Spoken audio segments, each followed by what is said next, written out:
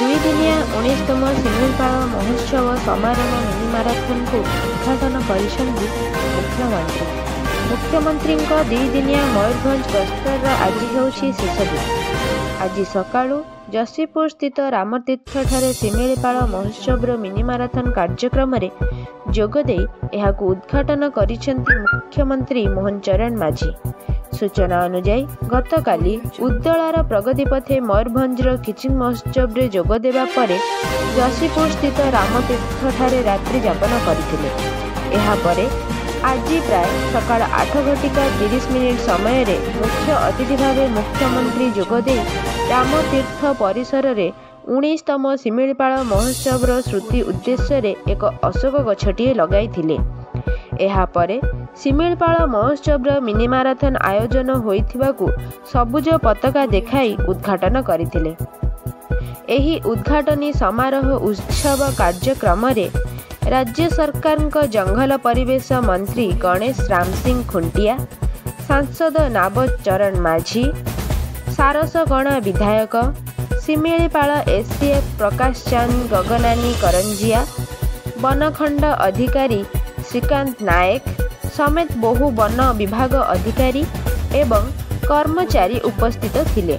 सुरक्षा को दृष्टि रे रखी मयूरभंज जिलापाल हेमंतकांत सोएंक निर्देश क्रमे पुलिस अधिकारी कर्मचारी मंत्री सुरक्षा रे नियोजित थिले एवं परे केन्दुझर अभिमुखे यात्रा करिसेंती मुख्यमंत्री। Bureau report DD news Odisha. आज निश्चित भावरे आमे समस्ते शिमिलीपाल को लेकर गर्व अनुभव करुछंती। ये शिमिलीपाल जैवमंडल आज विश्व स्तर में प्रसिद्ध आउपाई आज आमर ये जंगल एवं परिवेश विभाग तरफ ये माननीय जंगल परिवेश मंत्री श्री गणेश राम सिंह खुंटिया उपस्थित अच्छी नेतृत्व रे एवं विभाग समस्त टीम को नेतृत्व रे एक मिनी माराथन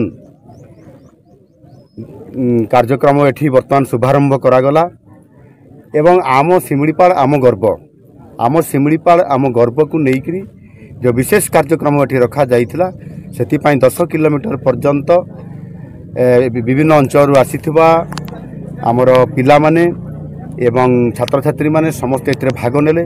प्राय 900 रु अधिक भाई भौणी माने छात्र छात्री माने भाग नैछंती एवं समाने एठी शुभ उद्घाटन तार करागला मुख्यमंत्री द्वारा एवं समाने वर्तमान 10 किलोमीटर रन करिवे रन फॉर शिमिलीपाल एवं एथिरे शिमिलीपाल सुरक्षा पाई एवं ये शिमिलीपाल अंचल जो आमर परिवेश क्लाइमेट एक पृथ्वीर सबुठार बहुत भल क्लाइमेट अच्छी एठी भरपूर 100% ऑक्सीजन अच्छी एवं विशेष करी तार सुरक्षा पाई संपूर्ण भाव में गोटे सचेतन वार्ता देवाई आज ये विभाग तरफ एभली एक भव्य दिव्य कार्यक्रम आरंभ होती एवं मते भी सौभाग्य मिला ये कार्यक्रम में भाग नापी। निश्चित भाव में आम समस्ते एक होकरी जदि शिमिलीपाल सुरक्षा एवं ये परिवेश सुरक्षा जदि आम काम करवा ताले सरकार निश्चित भाव में एथिरे शक्तिशाली हेबे एवं शिमिलीपाल सुरक्षा हो पार। से ए वर्ष चलित वर्ष बजेट रे मध्य आमे 50 कोटी टंका बजेट रे स्वतंत्र भाव में व्यवस्था करिछु। यार परिवेश को सुरक्षा जंगलर सुरक्षा एवं ताहार सहित ताकू सौंदर्यकरण करबा पई विभिन्न जगार जो आमर टूरिस्ट आसुचंती पर्यटक माने आसुचंती सेमाने मध्य सुरक्षार सहित एठी भ्रमण करिवे दर्शन करिवे। ये गोटे माने जंगलर प्राकृतिक सौंदर्य भरा ये समस्त दृश्य को देखिए निजे अनुभव करेंगे। ये प्रकार गोटे वार्ता देवाई निश्चित भाव में आज रन फॉर शिमिलीपाल ये कार्यक्रम आमको बहुत आग को निश्चित भाव में नेब एवं प्रेरणा देव उत्साहित कर आगामी दिन में आम शिमिलीपाल रक्षा पाइले आम समस्ते आम जीवन रक्षा पाई परिबा। ये भव्य कार्यक्रम बहुत बहुत बढ़िया होइछि।